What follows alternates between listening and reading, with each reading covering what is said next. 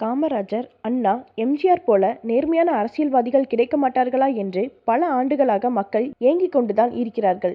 ஆனால் வரும் அரசியல்வாதிகள் அனைவரும் தன் குடும்பத்தையும் தன் சகோதரரின் குடும்பத்தையும் வளர்ப்பதற்காகத்தான் பதவியில் அமர்கிறார்கள்.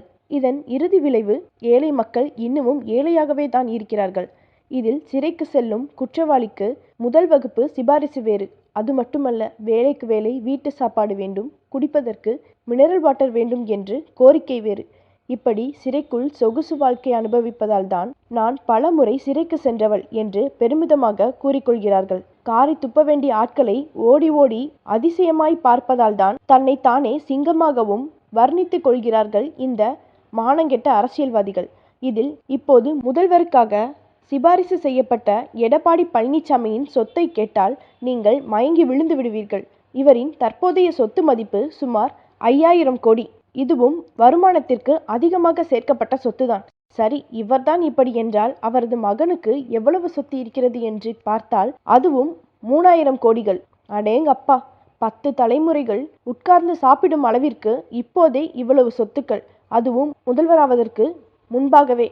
எம்எல்ஏவாக இருக்கும் போதே இவ்வளவு போடு என்றால் முதல்வரானால் எப்படி இருக்கும் என்று நீங்கள் தான் முடிவு செய்ய வேண்டும். சசிகலாவும் சரியாகத்தான் தேர்வு செய்திருக்கிறார். அவருக்கு நிகராக யார் யார் எல்லாம் சொத்து சேர்த்திருக்கிறார்களோ அவர்களுக்குத்தான் முன்னுரிமையும் அளித்திருக்கிறார் போல.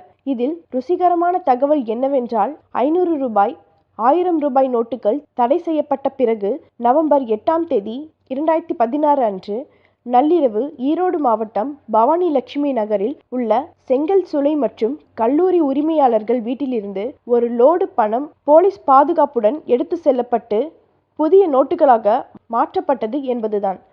சமீபத்தில் கர்நாடகாவில் கோடிக்கணக்கான புதிய ரூபாய் நோட்டுகள் வைத்திருந்ததாக கைது செய்யப்பட்ட IAS அதிகாரிகளுக்கு பணம் மாற்றி தந்ததாக ஈரோடு கான்ட்ராக்டர் ராமலிங்கம் என்பவர் எடப்பாடி பழனிசாமி மற்றும் தம்பிதுரைக்கு பணம் மாற்றி கொடுத்துள்ளார். மேலும் எடப்பாடி பழனிசாமி அளவுக்கு அதிகமாக சொத்து சேர்த்தார் என்று EVKS இளங்கோவன் அன்றைய கவர்னர் ரோசையாவிடம் புகார் தெரிவித்திருந்தார் என்பதும் கவனிக்கப்பட வேண்டிய ஒன்று. இப்படிப்பட்ட எடப்பாடி பழனிசாமி முதல்வராவதற்கும் மன்னார்குடி மாஃபியா கும்பலுக்கும் பெரிய வித்தியாசமில்லை.